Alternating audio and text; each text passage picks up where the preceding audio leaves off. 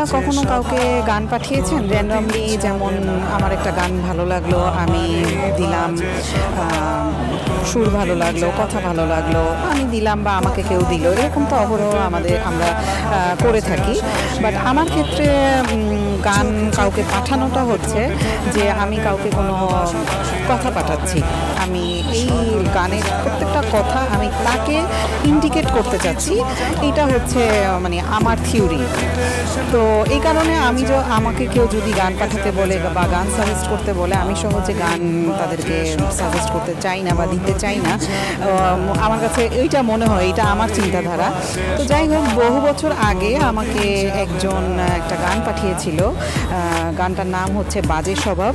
তো আমি এই ভিডিওটা করার আগে গানটা শুনছিলাম, গানটা শুনে আমার ওইটা মনে হচ্ছিল যে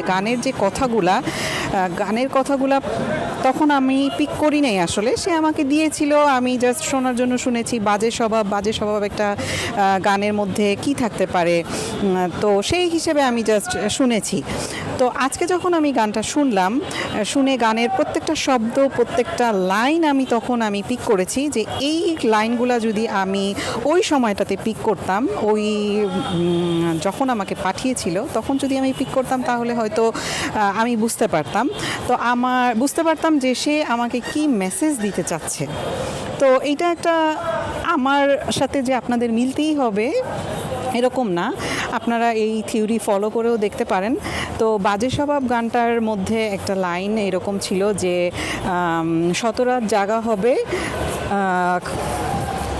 খাওয়া দাওয়া প্লেটে ভাত পড়ে রবে, খাওয়া দাওয়া কিছু মজা হবে না, এই টাইপের একটা লাইন আমি পিক করেছি। তো আসলে হচ্ছে আপনারা যদি কখনো কাউকে গান দিয়ে কোনো কথা পাঠাতে চান, তাহলে এইটা করে দেখতে পারেন। আমার কাছে মনে হয় যে এটা একটা গুড মেসেজ হতে পারে কারোর জন্য।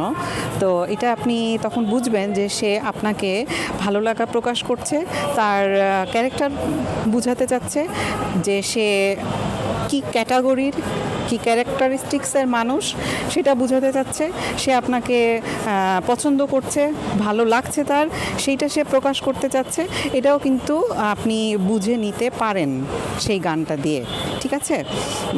আমার কাছে এটা মনে হচ্ছে, এই জন্য আপনার মনে হয়েছে, এই জন্য আমি আপনাদের সাথে শেয়ার করলাম।